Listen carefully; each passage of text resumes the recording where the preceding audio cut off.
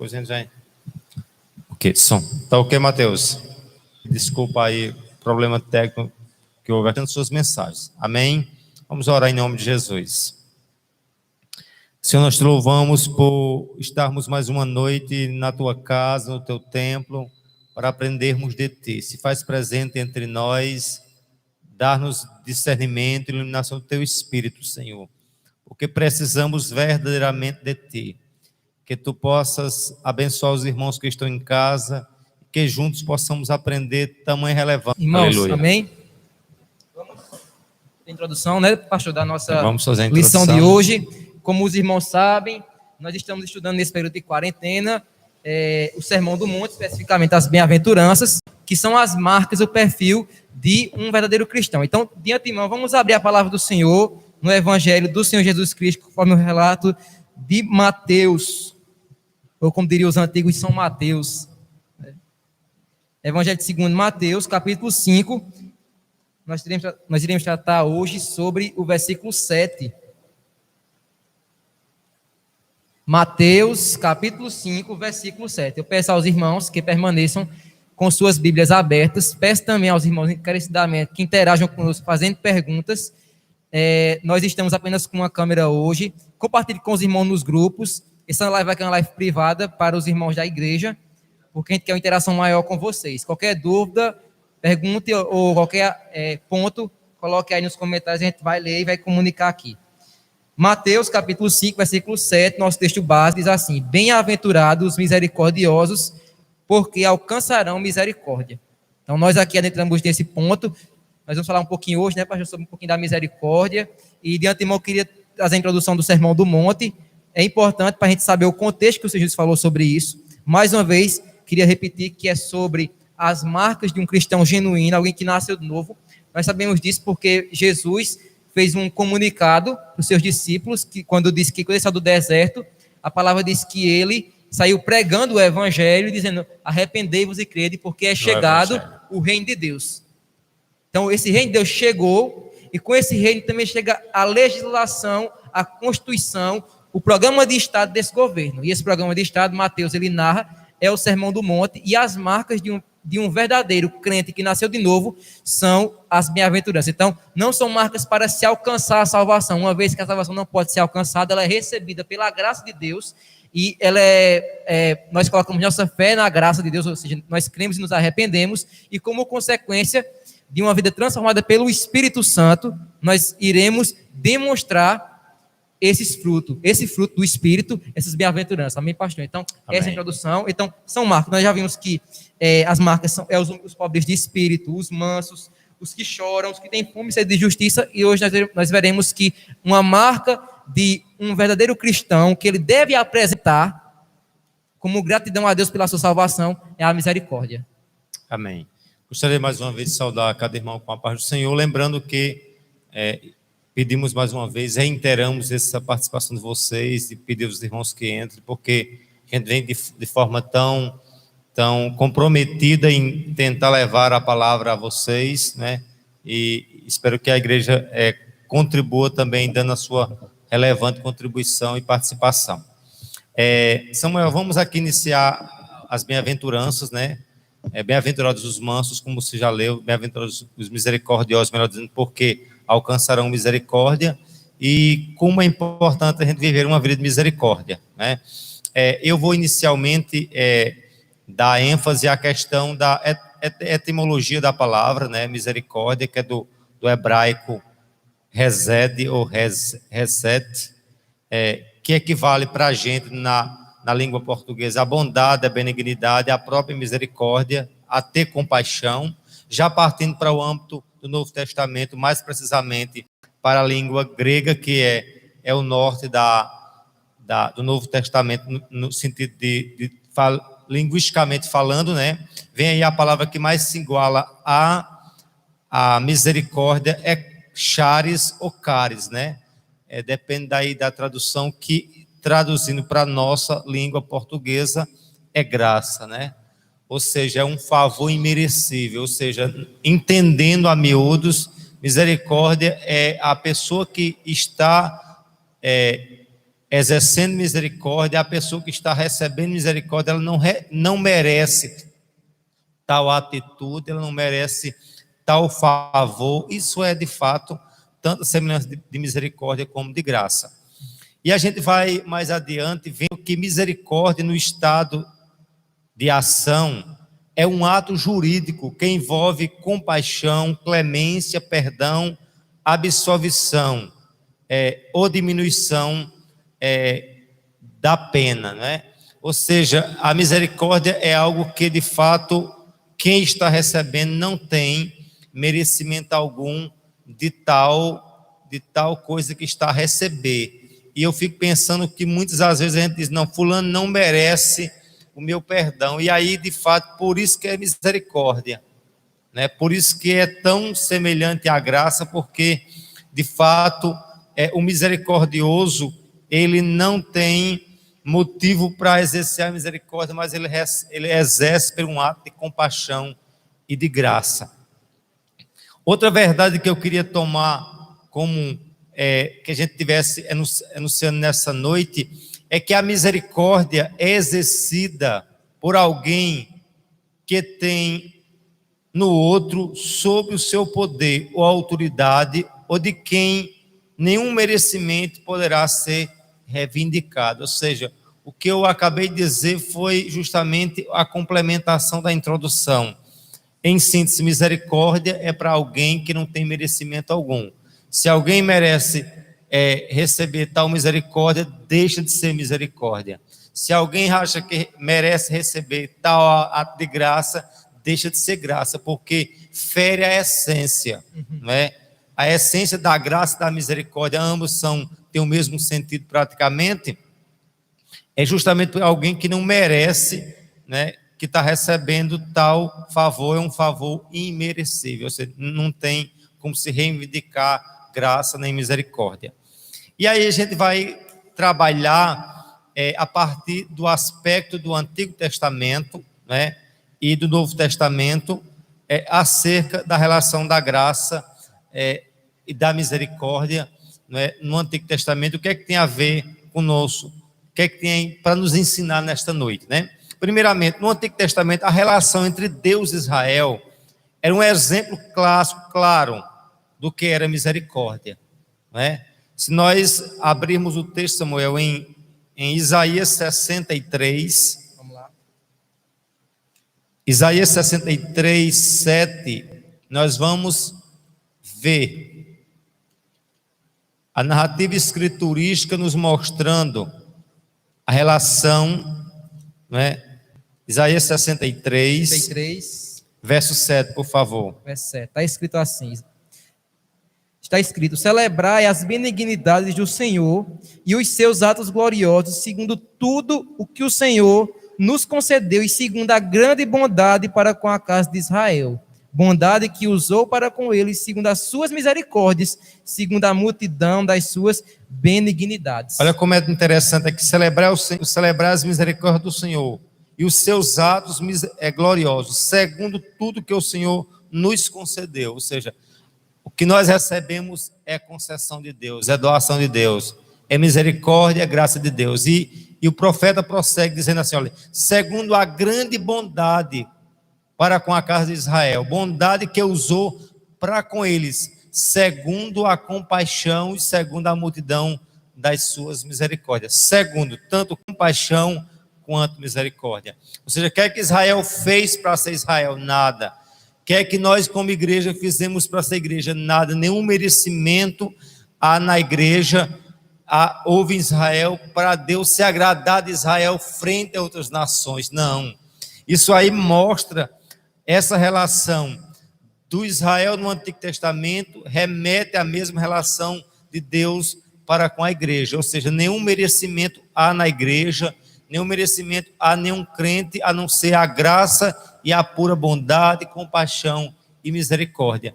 Essa é a marca do reino, essa é a marca do rei, do dono do reino, e automaticamente dos súditos, dos que querem adentrar e que adentrar esse reino, tem que ter essa mesma marca, a marca da misericórdia e da compaixão, né?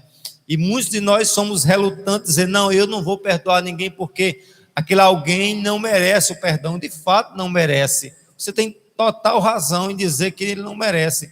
Mas tão quanto essa pessoa que me ofendeu e te ofendeu não merece o perdão, eu também não mereço o perdão de Deus.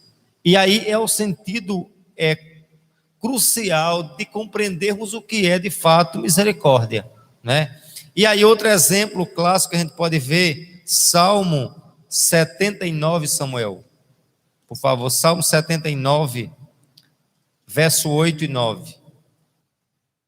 Salmo 79, verso 8 e 9. Esclarece mais uma vez a necessidade da igreja viver como Israel viveu, debaixo da misericórdia e exercendo a misericórdia. Salmo 79, versículo 8 e 9, né? Não recordes contra nós as iniquidades de nossos pais.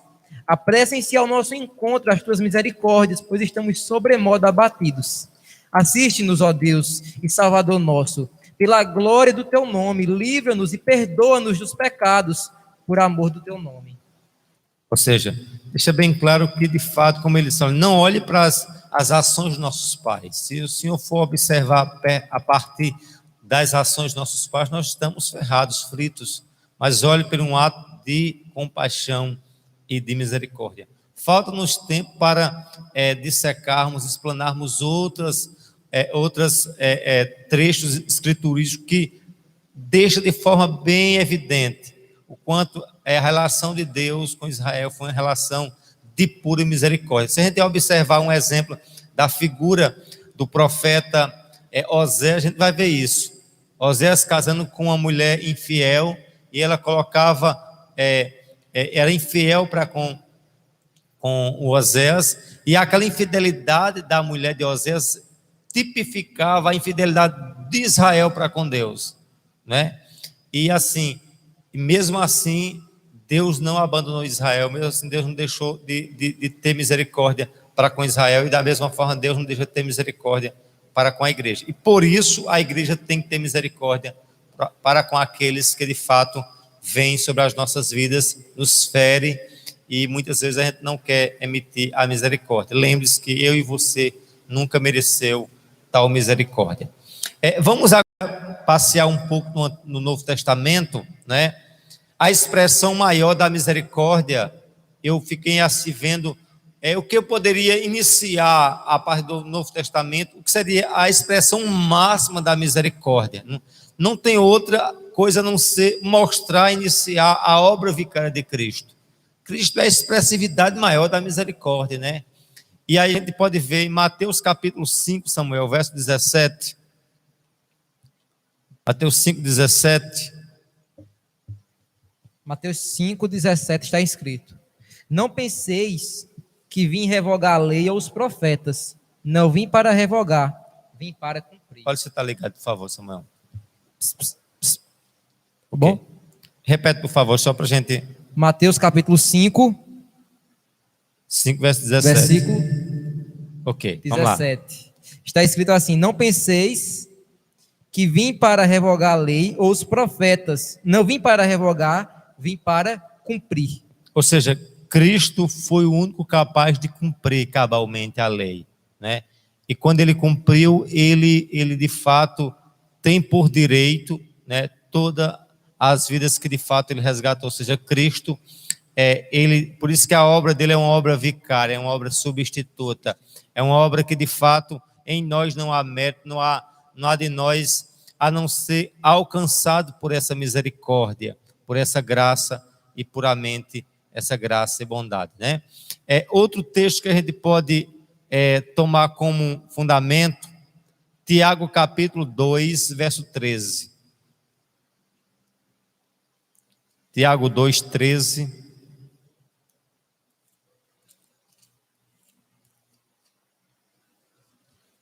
Tiago 2, 13. Porque o juízo é sem misericórdia para com aquele que não usou de misericórdia. A misericórdia triunfa sobre o juízo. Olha como é profundo aqui. O juízo é sem misericórdia sobre o que não usa de misericórdia. A misericórdia triunfa sobre o juízo, não é? Ou seja, se sermos salvos pela lei, pelo juízo, jamais poderemos ser salvos, né? Somos salvos unicamente pela misericórdia. Se somos salvos pela misericórdia, como integrante desse reino, como disse você, a misericórdia não é algo opcional na vida do crente, é algo obrigatório, é algo, na verdade, assim como eu posso até dizer assim, natural. O salvo, por si só, ele tem que usar de misericórdia. Se ele não é um crente misericordioso, questiona-nos se ele é salvo. Porque, essencialmente, o cristão tem que ser misericordioso. Porque ele diz, ó, o juízo, né? Porque o juízo é sem misericórdia sobre quem usa de misericórdia. A misericórdia triunfa sobre o juízo. Ou seja, não há, de fato, como a gente ser guiado, medido a partir do juízo. Porque se for pelo juízo, automaticamente, nós seremos, de fato, condenados, né? Por isso, Efésios deixa bem claro, pela graça sois salvos mediante a fé. Isso não vem de vós, né? É dom de Deus, não vem das obras para que ninguém se glorie, ou seja, não pode ter glória naqueles que são alcançados pela misericórdia. Se somos alcançados, automaticamente devemos exercitar a misericórdia.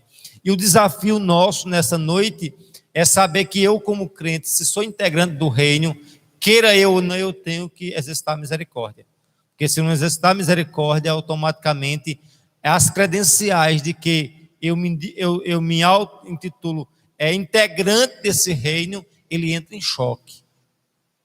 É algo crucial em você viver a misericórdia. Algo que você poderia... Queria trazer aqui uma pergunta do nosso presbiteriano Alexandre, pastor. Ele pergunta assim, qual a diferença entre misericórdia e compaixão? E aí eu perguntaria também junto com ele, existe diferença entre misericórdia e compaixão? Não existe nenhuma, né? Não existe nenhuma, porque é como a própria etimologia da palavra, tanto compaixão como clemência, né? A misericórdia justamente é a ideia de você dar a alguém alguma coisa que ele não merece. A compaixão, além de... Ela na etimologia é mais profunda, que além de você dar a compaixão, você dá na condição de você ficar no lugar de alguém. Ou seja, quando você entende graça, misericórdia e compaixão, tem tudo o mesmo sentido, né? Não, assim, se difere na etimologia da palavra, mas no sentido não difere. Não separa um com o outro. Não pode se separar. Alguém já disse que misericórdia é quando Deus não nos dá aquilo que merecemos, condenação. E graça é Ele nos dar o que não merecemos. Então nós comemos a mesma coisa, só que em processos diferentes, né? É não nos dar o inferno e nos dar o céu. É uma moeda, porém com duas faces, na verdade. Exatamente. Mas, porém, a moeda é uma só. Ou seja, a essência da graça, da misericórdia, da bondade, da clemência, da compaixão é uma só. O que vai mudar simplesmente são, como eu disse, a etimologias da palavra em definição, mas a eficácia dela, de fato, ela permeia, ela caminha na mesma perspectiva. Ou seja, por isso que cabe a mim, como crente, né, se sou salvo pela graça, devo viver pela graça, e quando vivo pela graça, vivo a partir da base da misericórdia. Ou seja, eu recebi misericórdia e automaticamente sou obrigado a ser misericordioso. Amém? Obrigado, Alexandre, pela participação. Mais outros irmãos aí que adentrem, que dê sua parcela de contribuição em nome de Jesus. Vamos ver outro texto, Samuel, por favor, aqui em o texto que mostra a obra vicária de Cristo. Agora vamos para o Antigo Testamento, Salmo 32. Salmo 32, o verso 1 e 2.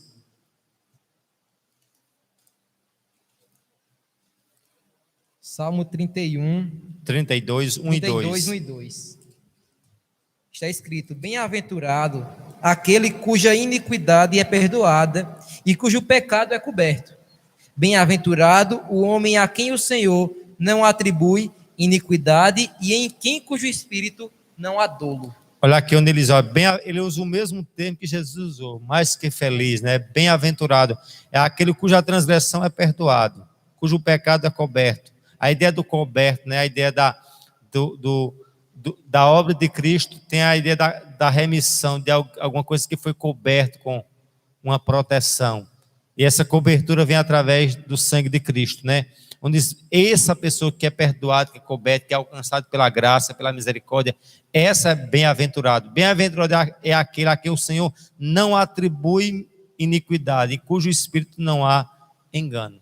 Ou seja, é Cristo, em sua obra perfeita, ele nos redimiu, ele nos deu realmente, nos fez um ato profunda graça, nos fez realmente crentes alcançados pela essa misericórdia profunda. Amém?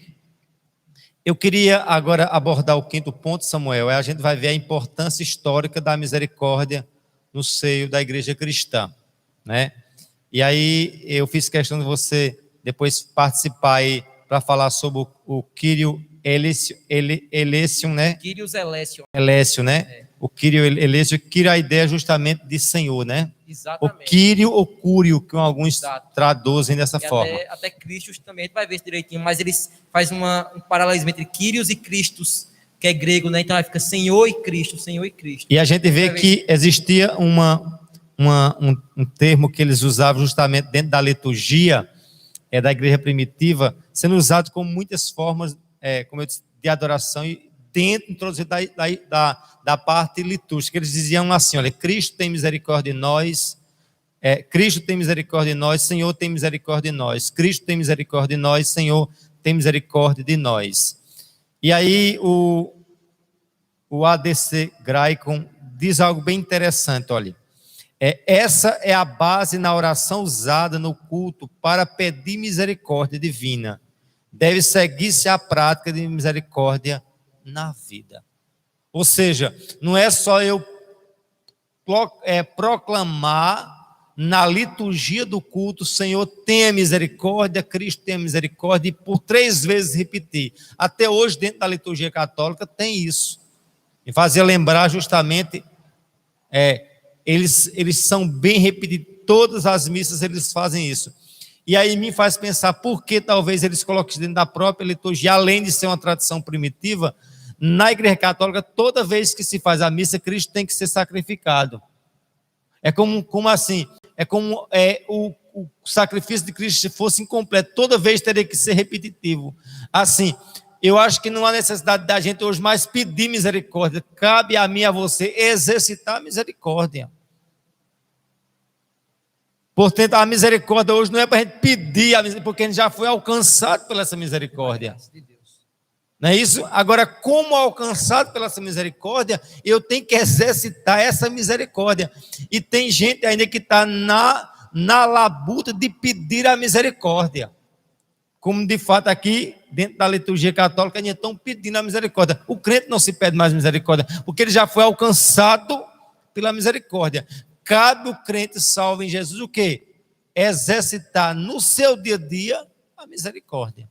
E aí eu queria que você tivesse aí dando sua participação, mediante aquilo que você viu, contribuindo nessa sua participação aí, acerca de que o crente, né, de fato, já tem a misericórdia. Agora, ele não pode deixar de exercer essa misericórdia. Exatamente, pastor. É porque, assim, desde a ideia medieval, tem-se essa prática da liturgia em que há confissão de pecado e, consequentemente, um clamor pela misericórdia. A grande questão que eu vejo o erro, principalmente da Igreja Católica, mas se nós vermos hoje, quem pratica ainda é os católicos, luteranos, ortodoxos e anglicanos. Agora, a grande questão é o sentido do coração. Por quê? Porque nós vemos quando ele faz esse Kyrios Eleison, a gente pode perceber que há um desvio quando ele pede misericórdia pela salvação da alma. E essa misericórdia, como o senhor muito bem disse, ela não é conquistada, não é pelo quanto nós pedimos, não é pelo que nós fazemos, é porque nós recebemos pelo sacrifício vicário, como o senhor muito bem disse, e substituto de Cristo. Nós podemos pedir pela nossa nação, nossos países, pelas almas, que Deus tenha misericórdia. Agora, é bem verdade de que nós não podemos ficar clamando como se nós não fôssemos salvos, como se nós soubéssemos que nós não somos salvos, porque isso não vem de nós, como diz Paulo lá em Efésios, é um presente de Deus. Nós apenas recebemos pela fé.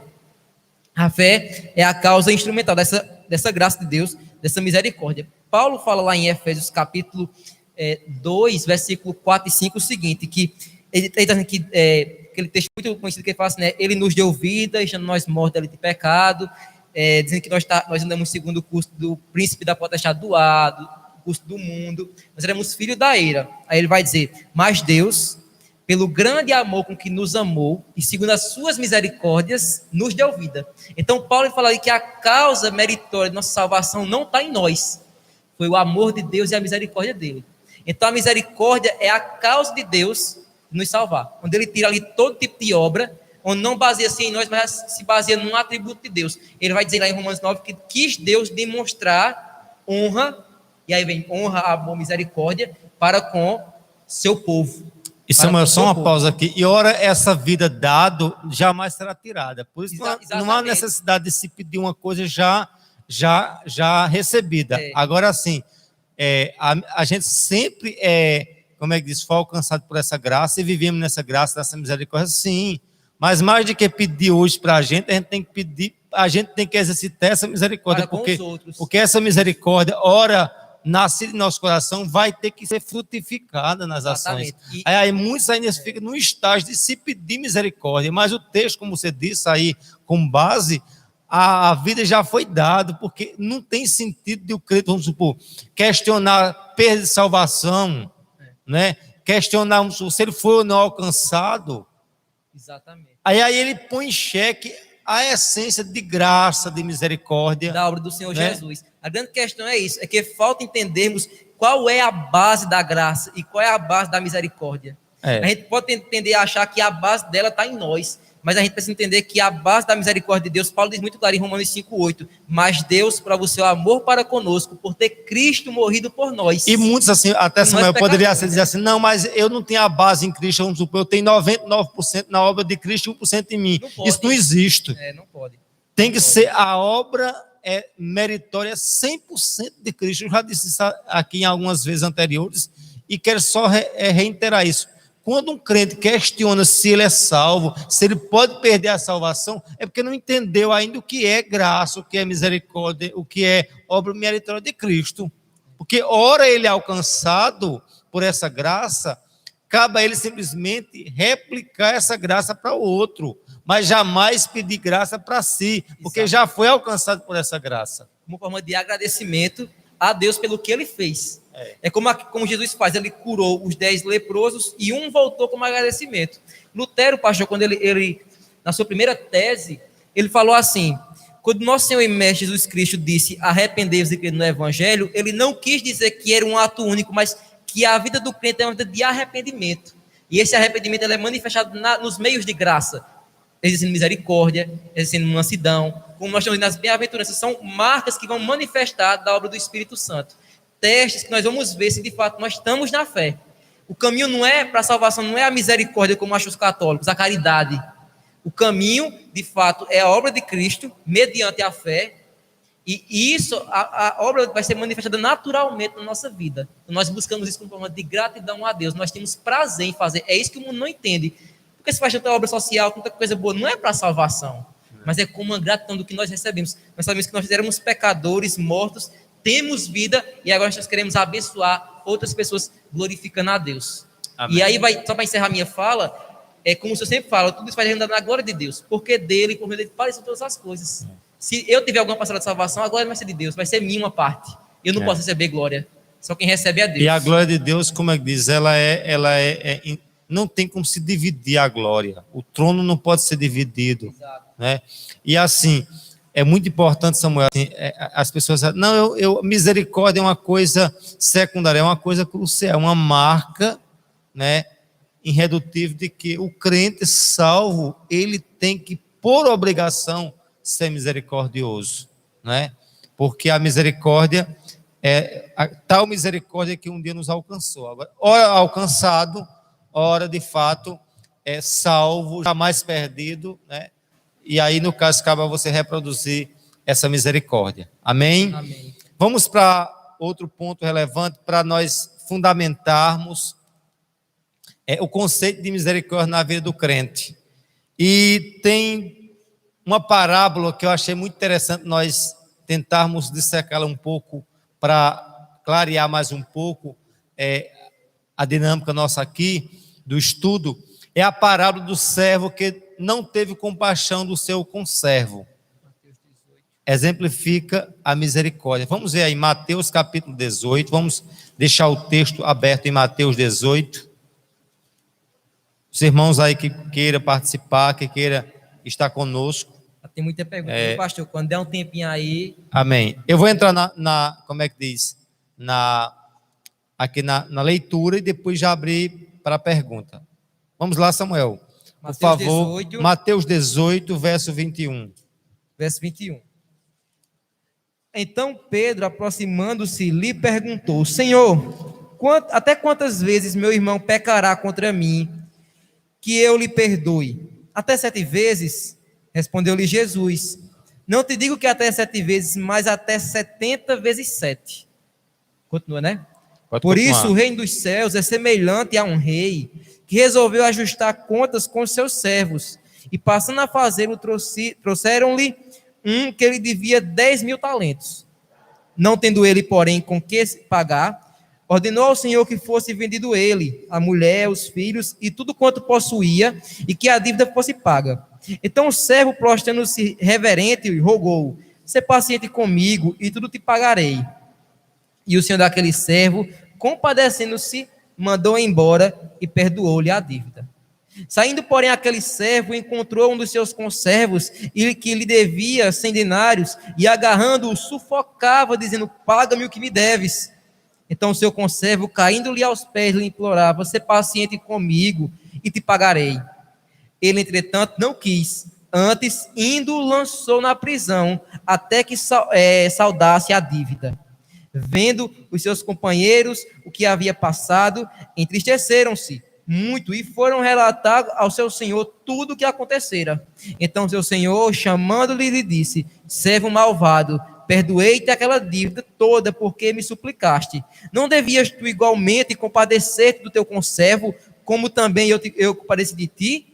E indignando-se o seu senhor, o entregou aos verdugos, até que lhe pagasse toda a dívida. Assim também meu Pai Celeste vos fará, se do íntimo não perdoardes cada um a seu irmão. Amém.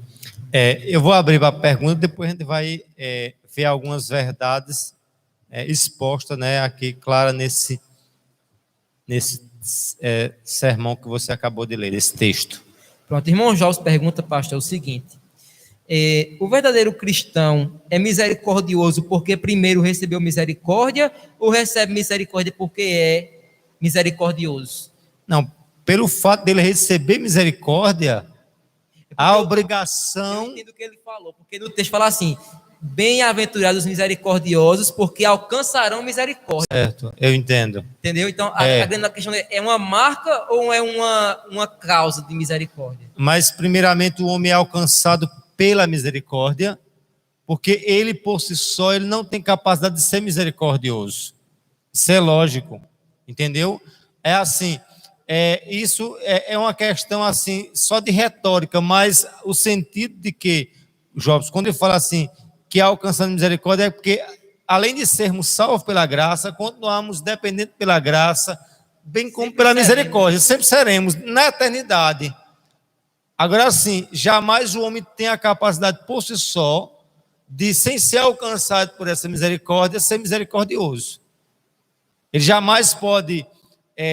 antes de ser alcançado pela graça, ou ser salvo, exercer as características de um cidadão do céu, né? As prerrogativas do cidadão do céu, como a gente viu aí na introdução, é para o salvo. Isso é indiscutível. Agora, eu compreendo a ação de Jó, como disse você, porque de fato é como assim, causa e efeito, né? Mas é porque a ação de Deus, a dependência que a gente tem de Deus é eterna. Vamos supor, eu no céu vou depender de Deus? Claro que vou. Porque como é que eu não poderia depender de Deus? No dia que um dia eu fosse Deus. Mas como criatura eu sou dependente totalmente dele, mesmo sendo salvo. Ou seja, eu fui alcançado pela misericórdia e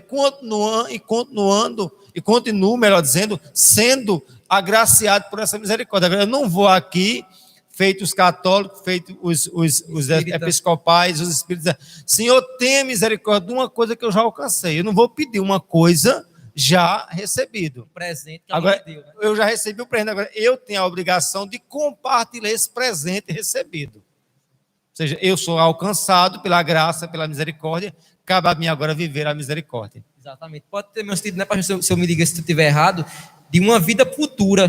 Como ele falou, herdarão a terra, que é a vida eterna. Também a consequência de quem alguém exerce misericórdia, que já tem a marca do salvo, é que ele alcançará uma misericórdia eterna, uma vida eterna, muito né? bem. A graça eterna. Você disse bem, isso daí foi com a questão de Alexandre. Vai receber a terra. Aí ele perguntou a terra ou o céu, né? Porque essa narrativa de Atos, das bem-aventuranças de Mateus, isso que equivale ao quê? É o reino, ele é um reino, ele vai culminar no céu, mas ele já iniciou na terra. É assim, essa dependência, jovens, que a gente tem de Deus, vai ter e continuará vai tendo. Só que a gente, desde já desfrutamos do reino, da terra, da misericórdia, da graça. Agora, em totalidade, só no céu. É só uma compreensão de, o reino de Deus vai ser implantado agora, ou não, ele já está implantado. Quando eu exerço misericórdia, é o reino de Deus. Agora, em plenitude, não. Em plenitude, só quando o rei vir, de fato, aniquilar todos os rebeldes e implantar novos céus, nova terra. Aí sim. Mas não quer dizer que ele já não atua através de nós, como súdito nessa terra. Amém. Amém? Outra pergunta aqui do nosso... Ele só bota com o ano, né? Bota pergunta difícil. Mas é bom. Nosso pastor Alexandre pergunta assim: Eu poderia gosto. dizer que a misericórdia seria a ação e compaixão? Não, posso dizer que a misericórdia seria a ação e a compaixão o sentimento? Porque ele não perguntou qual a diferença. Sim. Aí assim, será que eu posso dizer que a misericórdia está ligada à prática? Certo. E a compaixão, o sentimento, a teoria que vai me levar a essa prática? Não, eu não posso desassociar jamais. É aquele que a própria, o autor lá da pesquisa, ele faz esse enunciado da prática litúrgica, Senhor, tem misericórdia, mas ele só tem que ser na vida, não meramente na liturgia. Eu diria que eu não posso desassociar a ideia de prática, entendeu? Vamos supor, de vida, prática e litúrgica, ou seja, eu não posso desassociar graça e misericórdia, ou seja, tudo está dentro. Eu só posso, de fato, como é que diz, ter o sentimento de graça, né? Eu só posso praticar essa graça se antes eu sentir essa graça, se eu vivenciar essa graça. Da mesma forma, a misericórdia, né? Eu não diria que a misericórdia seria uma coisa e a graça como é que diz? E a graça, a compaixão, ambas caminham juntos. É como a questão, você sempre pergunta assim, da ação de salvação, né? Ou seja, a salvação é algo instantâneo, em termos de justificação, de ação. Essas pessoas querem dar assim, quem vem primeiro? Eu digo, vem uma ação de imediato, instantânea. Agora, depois vem desenrolar o processo, que a gente sabe, o processo de santificação. Mas assim, desassociar, como eu sempre digo, a questão de profano e de, como é que diz, e de santo, não existe, entendeu? Se eu sinto, né, é porque antes veio para mim, e automaticamente quando eu sinto, eu vou o quê? Praticar o que eu estou sentindo, né? É como aquele que eu estava dizendo também acerca do pensar, a gente, cabe a mim e a você pensar, né, o que vai viver, né? Ou seja, eu só vivo a partir do que eu estou a pensar, mas um pensamento depende da própria prática, uma coisa depende da outra. Alguma coisa a mais, Samuel, para a gente expor aqui Também, ele diz assim, irmão Jobson, podemos alegar que nos arrependemos dos nossos pecados, não sendo misericordiosos em relação aos pecados dos outros? Vou repetir a pergunta. Nós podemos alegar que nos arrependemos dos nossos pecados, não sendo misericordiosos em relação aos pecados dos outros? Posso dizer que isso é um arrependimento se eu não sou misericordioso com os outros? É uma coisa antagônica, viu? Ou seja, é uma coisa contrária, porque eu de fato, se eu for alcançado pela misericórdia, eu vou querer dar a misericórdia ao outro. Assim como eu não mereci a misericórdia, como a gente vai ver nesse texto, né? De fato, o meu irmão que me ofendeu também não merece, mas assim cabe a mim dar. a misericórdia, porque eu fui alcançado por essa misericórdia, né? Por isso que eu sempre digo assim, a misericórdia é uma marca crucial na vida do salvo. Eu não posso dizer que sou salvo e vivo odiando todo mundo e que eu quero ir para o céu e os outros que se dão que vão para o inferno. Aí é prova de que eu ainda nem salvo sou. Entendeu? Um salvo, ele não pode. Ah, pastor, ele não se ira. É onde a Bíblia diz: irai-vos o que não pequei. Não se põe o sol sobre a vossa ira. Ou seja, a ideia de que a gente vê a ideia de ira é uma coisa instantânea. Agora, a raiz da amargura é que não pode. A ira é algo muito imediatista, né? Eu não posso dizer assim, olha, Cultivar a ira, né? como cultivar a ira alimentar e aquilo enraizar dentro do meu coração e dizer, olha, eu vou para o inferno, mas não perdoo fulano. É prova de que até então nunca foi salvo. Porque o salvo por si só, ele mesmo relutando contra a sua própria vontade, mas ele diz, olha, eu não mereço. Aquela pessoa não merece o meu perdão, mas eu também não mereceria também o perdão de Deus. Mas é uma coisa que é um exercício, sabe, Jobs? É uma coisa diária, que eu tenho que lutar contra isso, você tem que lutar, né? Porque a carne por si só não quer perdão, né? A gente vem a nós, vosso rei de nada, a gente quer ser alcançado, mas não queremos alcançar. Prova disso, vamos supor, a gente foi alcançado pela graça na evangelização. A Bíblia diz, de graça tu recebeste, de graça tu dás. A gente está mesmo com a mesma disposição daqueles pais que pregaram para a gente. No mínimo eu teria que pagar. Alguém morreu por o evangelho, cabe a mim o quê? Se possível o quê? Morrer pela causa do evangelho. Ou seja, é um exercício que eu como crente tenho que enfrentar no meu dia a dia. Vamos aqui, depois a gente volta a mais perguntas, Samuel. Primeiramente aqui, Samuel, a parábola do servo que não teve compaixão, né? Um indivíduo que de fato tinha uma grande dívida com o rei de 10.000 talentos. E esse indivíduo não podia o quê? Pagar. O verso 24. Passando a fazê-lo, trouxeram-lhe um que faziam, que devia o quê? 10.000 talentos. E não tendo ele, porém, com que pagar. Escute bem, não tendo como pagar. Esse indivíduo inadimplente é Zé Maria, era Samuel, é qualquer um de vocês. Incapaz de pagar a dívida. Ou seja, não tinha como pagar. Por quê? Se você analisar, 10.000 talentos equivale, de fato, a, em média, 34 quilos de ouro, de prata, ou de qualquer coisa desejável. Aí você multiplica 34 quilos de ouro, de prata, vezes 10.000 vezes, né?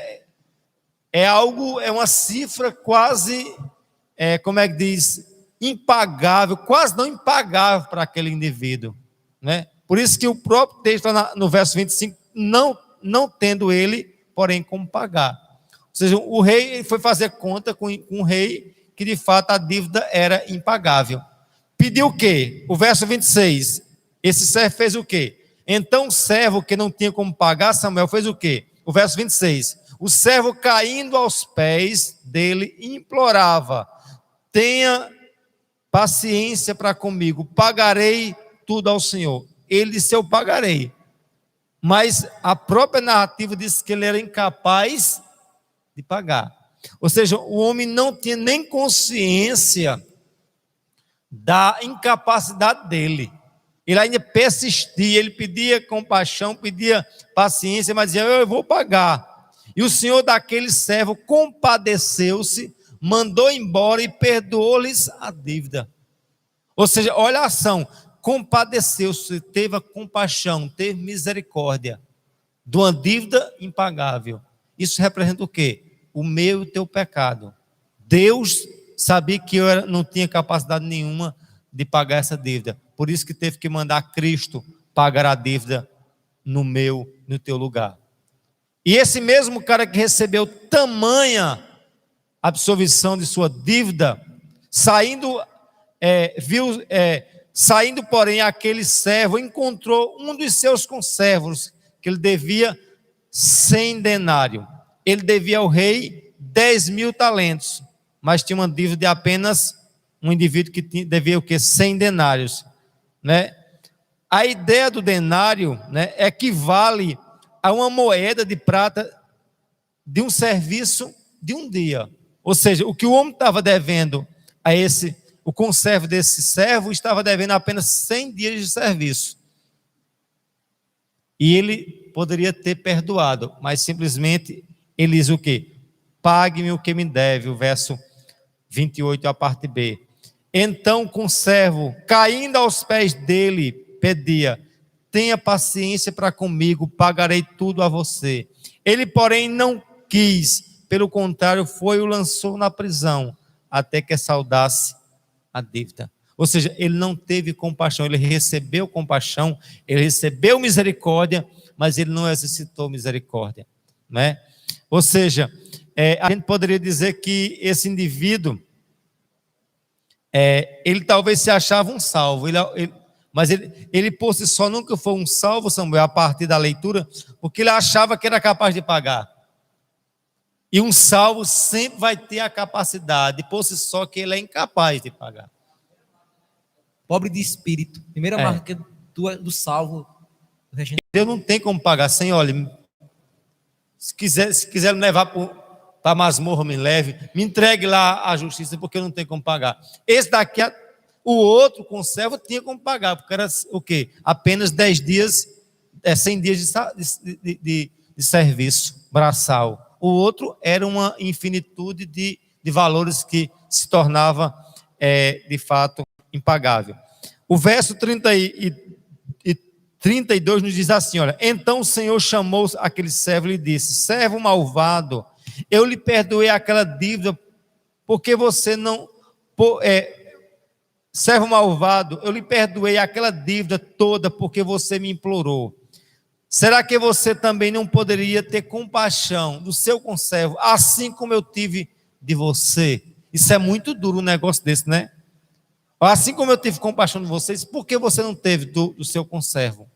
E aí ele prossegue, meus queridos, o verso 34, indignando-se o Senhor, entregou aquele servo aos carrascos, até que pagasse até a última dívida. Assim também será o meu Senhor, assim será também o meu Pai, que está nos céus, fará com vocês, se de íntimo não perdoardes cada um o seu irmão. Ou seja, essa parábola, ela ilustra, isso é o próprio Cristo narrando isso, né? Dizendo assim, olha, assim como vocês não perdoarem, vocês não serão perdoados. É a própria oração do Pai Nosso. Perdoa as nossas dívidas, assim como nós perdoamos aos nossos devedores, né? Eu fico pensando quantas vezes nós somos hipócritas diante do Senhor, nós pedimos que Ele nos perdoe, né? Enquanto de fato, dizendo que de fato nós somos propensos e aptos a perdoar o do outro. De fato, não estamos, né? Nesse sentido. O exercício da vida, de fato, não nos faz assim. Eu queria ver com vocês, no caso, os Salmos, aliás, Mateus 6,14, já foi isso que eu acabei de dizer, a questão do vínculo do perdoar, de ser perdoado e automaticamente perdoar. Antes de nós adentrarmos os dois últimos tópicos, eu queria mais uma vez ver a participação de algum irmão, para a gente já fechar aqui com os 3 últimos pontos e a conclusão. Aqui do nosso irmão Jobson, uma pergunta. Ele fala assim: segundo as palavras de um mestre, qual é a relação existente entre ser humilde e ser misericordioso? Como eu acabei de dizer, é uma coisa que não pode desassociar. O misericordioso jamais vai se vangloriar por ser misericordioso. Marca que antes de ele ser misericordioso, ele tem que ser o quê? Humilde.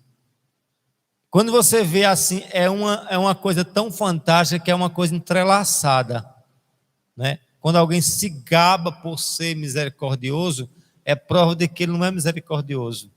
E muito menos antes ele não é o quê? Humilde. E se ele não é humilde, se ele não tem todos os pré-requisitos, ele não tem o quê? Salvação, né? Você vê que o indivíduo, como disse naquela parábola, ele disse: eu tenho como pagar, eu vou te pagar. Ele era humilde? Não. Ele era autossuficiente. Eu não tenho hoje, mas eu vou lutar e vou pagar.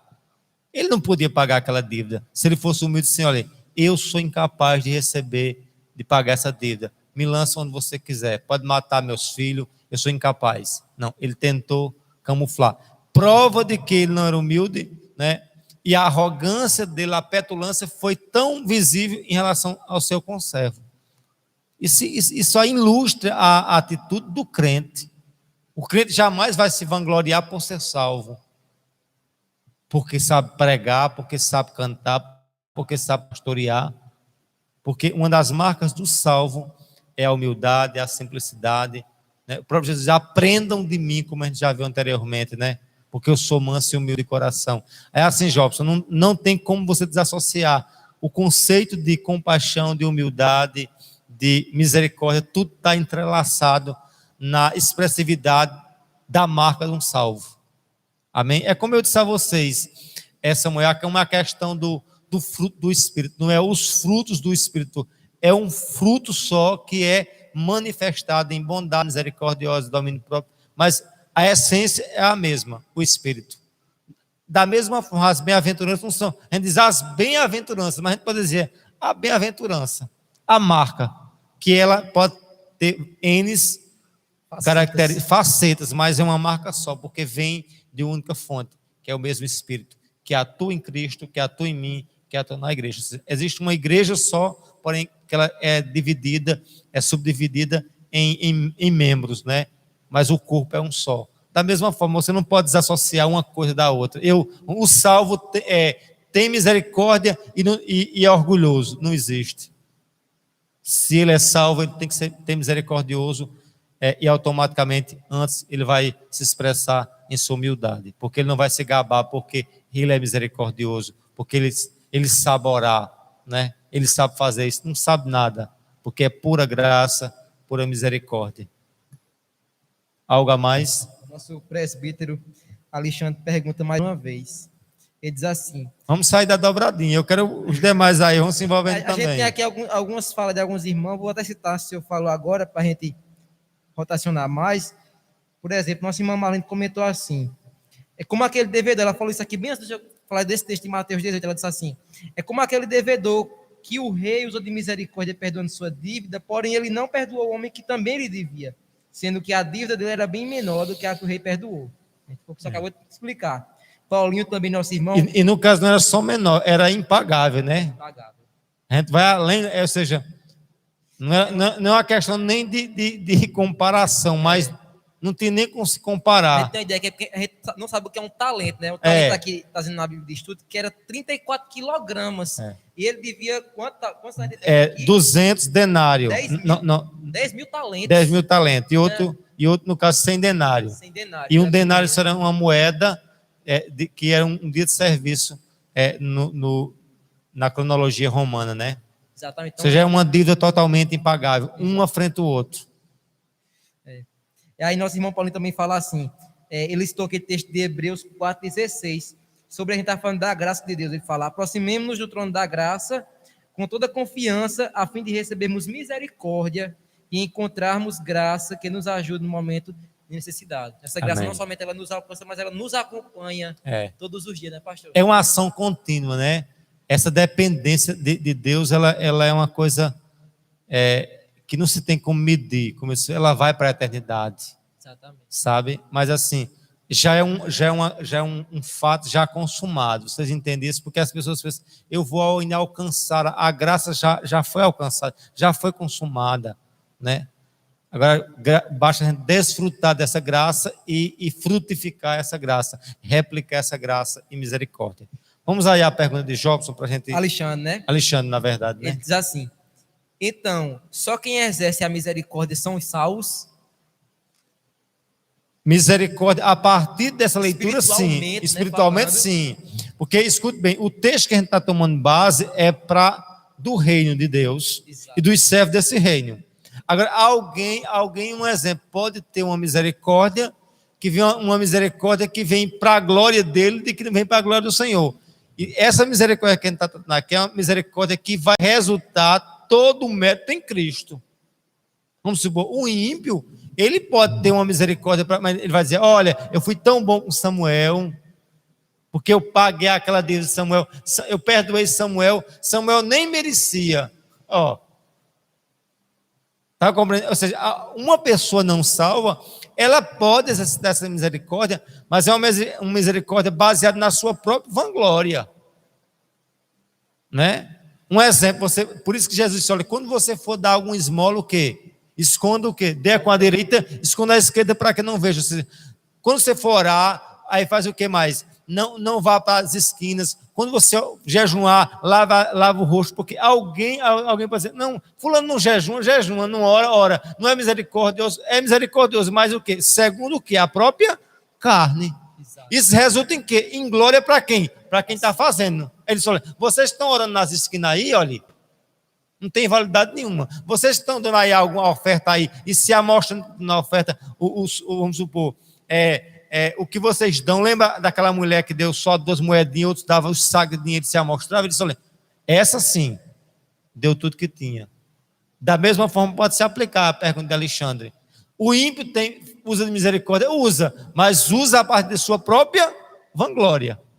O salvo entende que ele não tem glória nenhuma, que toda glória reside unicamente na pessoa de Cristo. Então, ambos fazem obra, o que muda é o propósito de cada um. Justamente, disse bem, ambos são misericordiosos. Onde vai dessa misericórdia? Onde se baseia essa misericórdia? Motivação. Ambos oram, ambos jejuam, ambos dão oferta, dão esmola, mas onde vai resultar? Vamos supor, um pastor salvo e um perdido, ambos pregam, mas uns pregam para se amostrar, outros pregam para glorificar o Senhor. Vocês entendem? Ou seja, nem tudo que é feito para a glória de Deus. E o que a gente está vendo aqui, que tudo isso que a gente, na condição de salvo, tem que resultar para a glória. Porque, como diz você, o rei, como é que diz? A glória não pode ser dividida, o trono não pode estar com dois senhores.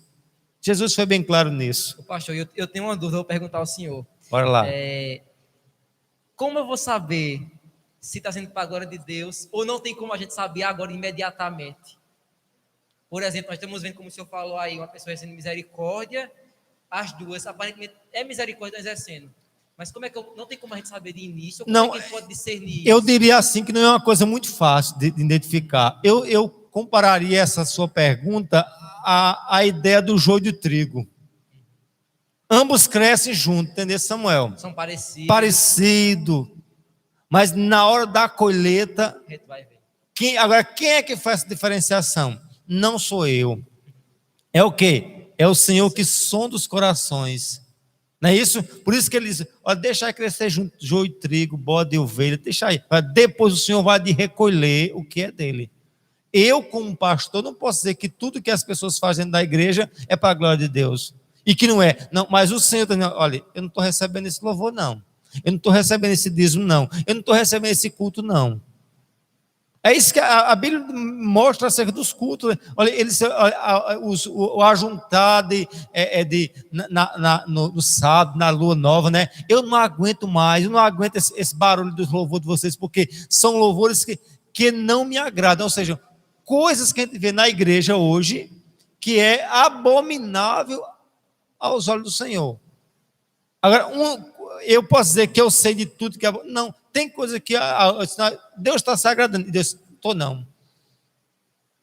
Aí quem vai sondar e fazer essa triagem não sou eu, nem tu, nem ninguém. É Ele. Porque Ele mede a partir de quê? Do coração. É isso que Ele deixou bem claro, né? Vamos supor, e a gente pode fazer semelhante do quê? Ao profeta Samuel. Viu o mizarrão, né? É esse o rei. Espera aí. Você está vendo os olhos humanos. Eu estou vendo o íntimo. Passa aí 7 homens, não são nenhum desses. Aí eu diria, seria uma presunção muito grande minha, dizer, eu tenho a bola de cristal e sei quem está glorificando a Deus. Não, quem está sabendo é Ele.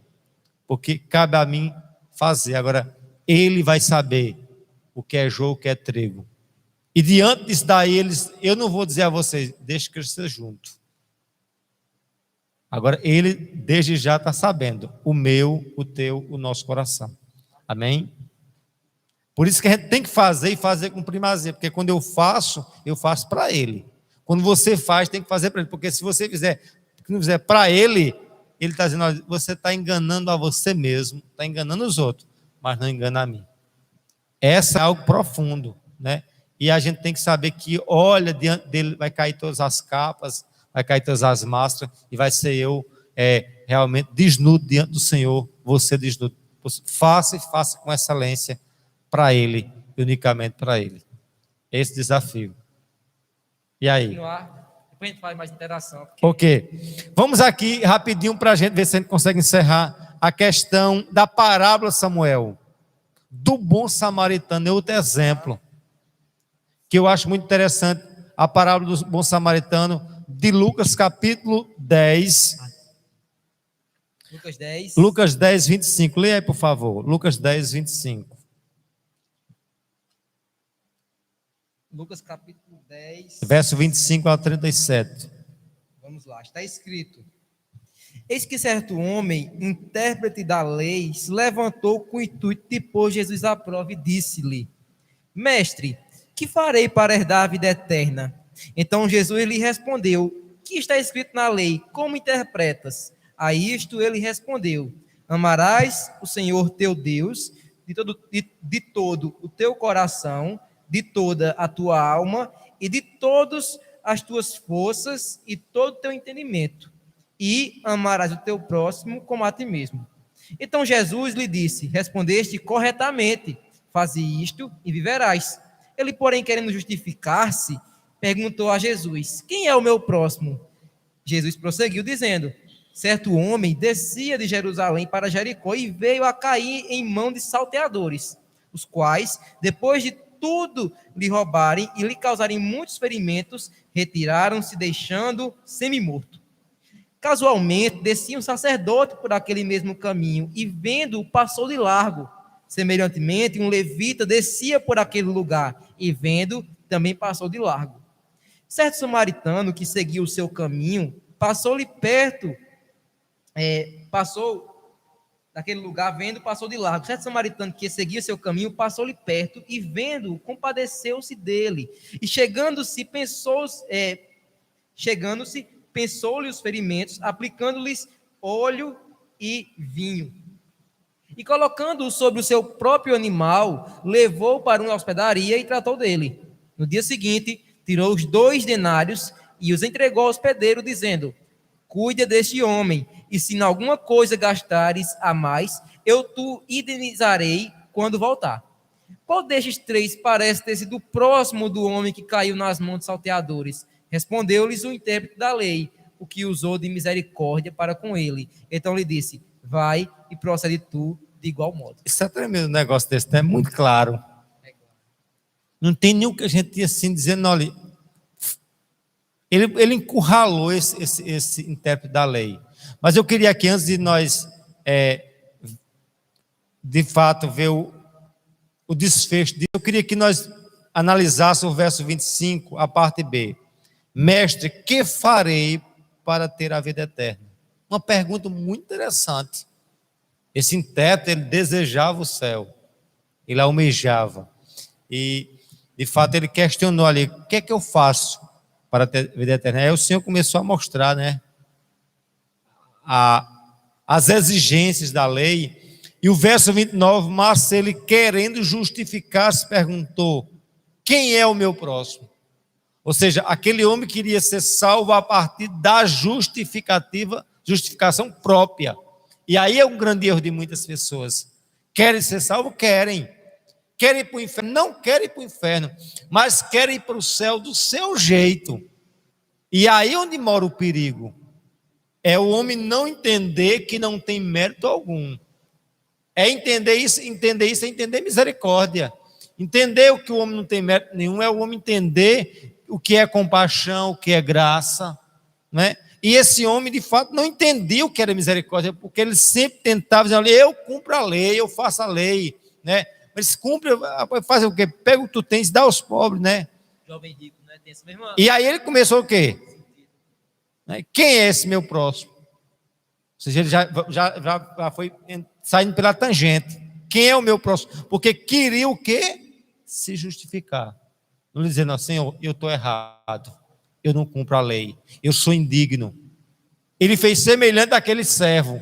Eu vou te pagar, eu tenho condição de pagar. Tenha só paciência. Não, Senhor, eu não tenho condição de pagar. A minha dívida é impagável. Ambos estão no mesmo barco de condenação, porque querem autos o quê? Se justificar. E o problema do ser humano por si só é querer ser salvo pelas suas próprias obras. E aí vão para o inferno, porque não reconhece o senhorio de Cristo. E aí a narrativa começa, a partir do verso 30, a parábola. A conhecida parábola do bom samaritano. Quem vê o sacerdote, olha como Jesus foi duro com a classe religiosa, sacerdote e levita. Diferente de quê? Do samaritano, o irreligioso, o profano. Olha, olha, Jesus dá uma guinada muito terrível aqui. Eles, o que se acham que é santo, são o quê? Incapazes. Os que se acham profano, incapazes, como o samaritano, esses de fato, que estão vivendo mais a minha obra do que os que se dizem a questão que ele salvo. quer mostrar ali, se eu me estiver errado, é mostrar que o que importa não é a estética externa, né? Mas o coração quebrantado, contrito, de misericórdia. Ou seja, o religioso, por si só, a natureza religiosa, é ter a mesma justificação desse indivíduo, intérprete da lei. O religioso, ele se confia nele mesmo, feito fariseu publicano. É como, vamos supor, o bom samaritano, ele não tinha confiança nele, diferente do que? Do levita e do sacerdote, porque se achavam bom demais aos seus próprios olhos. E ele vê o sacerdote o quê? Vê aquele homem caído, passa de longe. Vê um levita da mesma forma, passa de longe. Vendo, porém, um samaritano passou de perto. E aí, meus irmãos, como você disse, não é através como é que diz? Da liturgia do culto, mas da vida, na sua vida como um culto. Uma vida não de falar, mas de ação. E aí eu vejo crentes hoje semelhante ao sacerdote, semelhante ao levita, passando só de longe. Olha, eu estou com a barriga cheia, vocês aí se virem. Mas a ação do crente salvo é ter compaixão, é ter misericordioso, é ser misericordioso. E o verso diz o quê? O samaritano passou de perto, vendo, compadeceu-se, Samuel. A palavra compadecer-se aqui equivale justamente a ter misericórdia, é tomar o lugar de alguém que não mereceria aquilo, mas recebeu aquilo. Ele teve compaixão, compadeceu-se do que estava caído, aproximou-se, fez curativos nos ferimentos, colocou óleo e colocou vinho. Ele, além de estar perto, ele se abaixou, ele se humilhou, ele se colocou na posição daquela pessoa. E ali, ele não simplesmente se colocou na posição, mas ele agiu em prol daquela pessoa. Trouxe o quê? Trouxe óleo para curar, trouxe vinho para trazer realmente também o paliativo do curativo. Colocou aquele homem sobre o seu próprio animal, levou para uma hospedaria, Deus pagou a dívida daquele homem, ou seja, mostrou o que é compaixão. Ou seja, aquele homem foi alcançado, né, por um ato da misericórdia, né? E nós somos esse homem caído, incapaz de nos levantar. O grande adversário, o ladrão que veio para nos destruir, nos abateu. Mas a tipificação desse samaritano que ergueu, que é Cristo, que nos pagou, que nos redimiu, e que ele disse: eu vou deixar aqui na hospedaria, mas eu voltarei. E a mesma esperança de que o retorno desse bom samaritano, o retorno à igreja, espera o retorno do Cristo, que deixou os denários ali. Eu vou voltar. O penhor, o Espírito Santo. É muito interessante que a gente vê a tipologia de Cristo. Eu estou aqui com vocês, ergui vocês, restaurei vocês, mas eu vou buscar, mas vou deixar um penhor. Ou seja, ele não nos deixou só. O Espírito está com a igreja e um dia há de ser levado de volta com a igreja para os céus de glória. Amém? E aí eu encerro onde ele diz assim, olha, qual desses de fato amou mais o seu próximo? Não. Qual desses parece ter sido mais o próximo do homem que caiu nas mãos do ladrão? O intérprete da lei respondeu no verso 37, o que usou de misericórdia para com ele. Não é o que falou de misericórdia, não é o que pregou de misericórdia, mas o que fez misericórdia, o que usou de misericórdia. Eu, como salvo, não tenho simplesmente pregar misericórdia, eu tenho que viver misericórdia. E o que é que Jesus disse? Então lhe disse, vá e faça o mesmo. Não tem uma palavra mais clara, mais objetiva, mais no qual mais traz inquietude sobre a minha vida, onde ele diz o quê? Vai e faz da mesma forma. Aprendeu, aprendi, pronto. A réplica está aqui, reproduza isso. Vá e use de misericórdia, faça misericórdia. Amém? Eu vou aqui para o encerramento. A atitude de misericórdia é algo louvável aos olhos do Senhor. Vamos ver, Oséias capítulo 6, Samuel, Oséias 6, 6.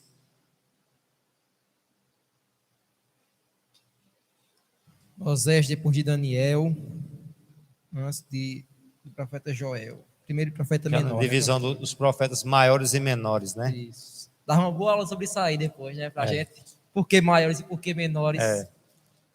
Oséias 6, 6. Encontrar os profetas menores dá um trabalho tão grande. Ela pensa que não tem. Há uma música de Diante do Trono que eu nunca esqueço. Não vou cantar aqui, mas se você pode procurar aí, dá para aprender direitinho, né? Oséias 6, 6. Vamos lá. Pois misericórdia quero, e não sacrifícios, e o conhecimento de Deus mais do que holocaustos. Pois quero misericórdia e não sacrifício.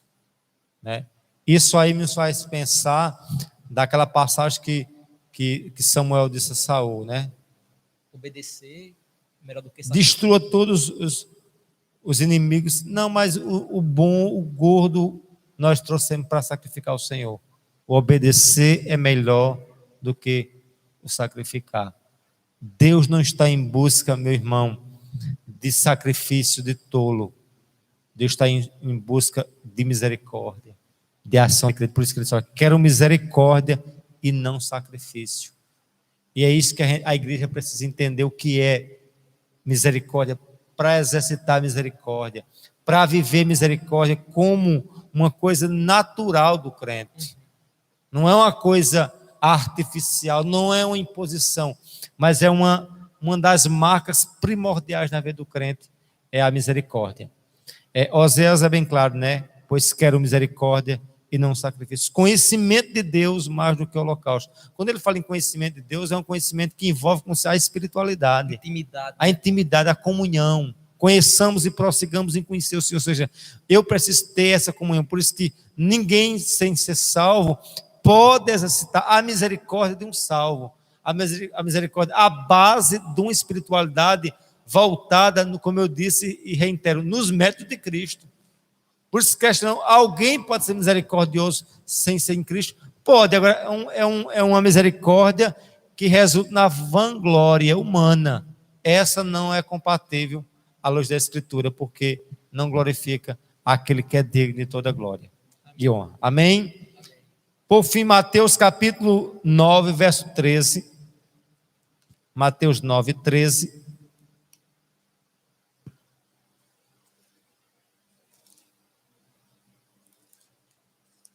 Por favor, Samuel, Mateus 9, 13. Mateus 9, versículo 13, está escrito: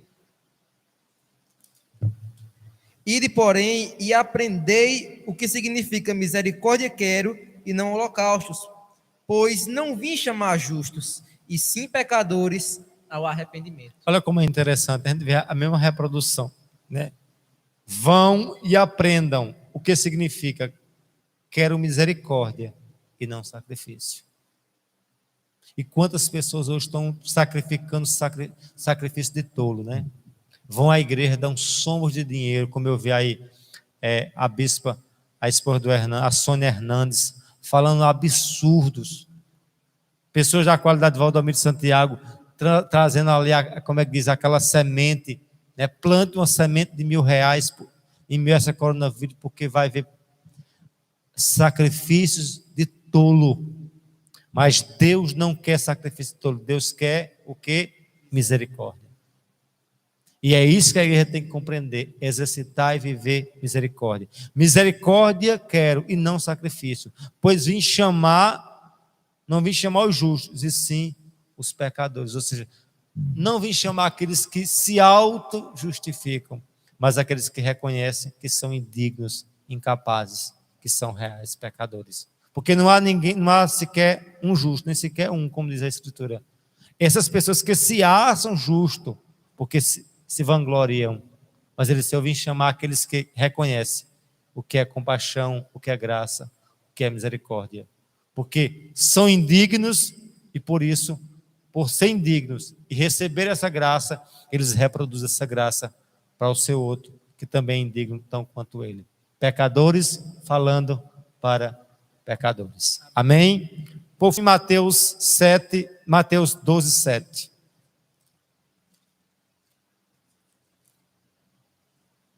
Mateus 12, 7.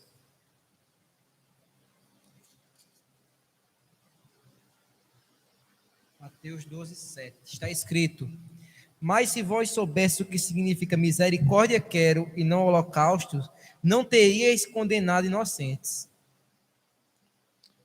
Ao verso 8 deixa bem claro, né? O filho do porque homem... o filho do homem é o Senhor do sábado. É aquele episódio que eles reclamam de Jesus porque ele vai curar um homem, né? Se eu não me engano. Ou não, ou que os discípulos vão comer na casa... come as espigas no sábado, né? No sábado, E aí a gente vê toda a religiosidade aqui, né? A religiosidade, o farisaísmo. E eu sempre digo, se existe uma coisa que Jesus combateu, foi a religiosidade. Aquelas pessoas que se acham dignos, bons, né? Que tem algum mérito, e aí vão se dar mal, porque são justos aos seus próprios olhos. O misericordioso sempre vai entender que é indigno, que é incapaz. A conclusão é bem simples.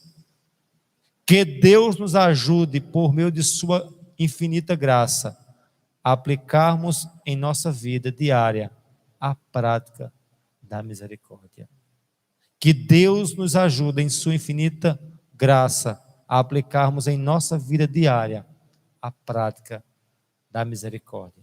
E aí, meus irmãos, eu encerro dizendo, é um grande desafio para o crente viver a misericórdia.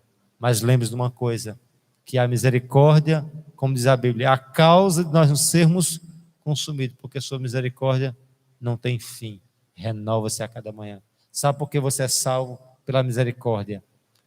E é isso que a gente tem que colocar em mente, porque em nenhum momento vai encontrar dignidade em mim e em ti, a não ser na pura graça de Deus em nossas vidas. Isso é o sêmen do Evangelho. Isso é a pedra fundamental do Evangelho. Se eu tirar a misericórdia do Evangelho, acaba-se o Evangelho, porque misericórdia é graça e graça é Evangelho. Uma coisa não pode desassociar da outra. Amém? Amém. Agora, misericórdia na base de Cristo Jesus. Alguém, Samuel, a mais? Pastor, antes da gente citar nossos irmãos que estão presentes aqui na live, eu queria só fazer uma pergunta da nossa irmã Ana Lívia, que ela pergunta assim, sobre o texto do Bom Samaritano. Ela pergunta, a garantia da vida eterna é pela graça e não pelas obras. O senhor acha que esse texto do Bom Samaritano dá margem para alguns defender a salvação, que seria pelas obras? Pois o bom samaritano teve um ato de uma boa obra. Não daria margem para a salvação de boas obras? Em nenhum momento, porque assim, se alguém porventura já faz alguma boa obra em Cristo, para a glória de Cristo, ele já é um salvo. E outra coisa, né, pastor? A grande questão ali é que essa parábola, ela não vem para responder a pergunta da vida eterna. Não. Ela vem para responder a pergunta quem é o meu próximo. Quem é o meu próximo, justamente, Então, se for para responder a pergunta da vida eterna, essa é por obras. Mas se for para quem ama o meu próximo, entende que, primeiro, a vida eterna é aquele que reconhece que não pode cumprir a lei e depende dos méritos de Cristo. Mas o que eu diria, Samuel, assim, que entre aqueles que, assim, a gente tem que saber diferenciar a realidade da parábola, né? Primeiramente, na realidade estava Cristo e o intérprete, primeiramente. Mas se a gente for trazer a salvação dentro da parábola, existiam 4, né? Aliás, 5, os ladrões, né? Os malfeitores, o semi-morto, o bom samaritano, no caso, o sacerdote e o levita. Né? E 5 está envolvido ali. Se tivesse para dizer um salvo ali, esse salvo era o samaritano. Mas ele já fez a boa obra, porque antes teria a capacidade de fazer a obra. Agora, ali é uma parábola, ali não é uma realidade. Assim, é uma comparação, mas a realidade que envolvia, como disse você, é o intérprete da lei e Cristo. Entendeu? Entretanto, assim, em nenhum momento diz assim, que aquele homem fez para ser salvo. Não. É justo. Por isso que eu digo aqui, volta à pergunta de Alexandre. Um ímpio pode ser misericordioso? Pode. Mas essa misericórdia não resulta o quê? Na glória do Senhor. A própria figura desse bom samaritano representa a figura de um Cristo, como se que caiu, que foi até embaixo, para nos erguer, não é isso? Para nos levantar, para nos levar, como é que diz, aquele estábulo, aquela hospedaria, diz, toma os 2 denários e vou ali, mas eu vou voltar. Aí quer dizer, a figura aqui não é nem de alguém... Ou de um crente, né? Pode ser também de um crente salvo, um crente que é salvo, ele não vai ter tudo de um sacerdote e um levita, daquela história mais do bom samaritano. Mas em nenhum momento mostra que o samaritano fez já aquilo para ser salvo. Não tem nenhuma margem daquilo dali, entendeu? Amém. Ali não tem nem como dizer assim, alguém vai ser salvo, né? Isso mostra que o Senhor vai salvar samaritano, judeu, ou seja, o evangelho não tem tribo, não tem nação. Exatamente. E mostra que aqueles que a base da essência é o quê? Aqueles que auto se justificam, aqueles que têm justiça própria, esses serão condenados. Aqueles que entendem que são indignos, esses serão o quê? Salvos. Se o samaritano achar que por ter ajudado o homem, ele de fato vai ser salvo, ele é tão indigno quanto como é que diz? É tão incapaz de sacerdote e levita, porque se baseiam que na justiça própria, pessoas que estão carentes. Amém? Deus abençoe. Desculpa aí, nós temos ocupado um tempo além daquele desejável, o atraso, mas enfim, a gente está dando o nosso melhor para o Senhor e para servir a igreja. E aí eu encerro minha oração, peço assim, eu quero ser um crente misericordioso. Agora, é uma luta minha e sua, porque o orgulho não quer que nós sejamos misericordiosos. Esteja orando, Samuel, em nome de Jesus, por favor.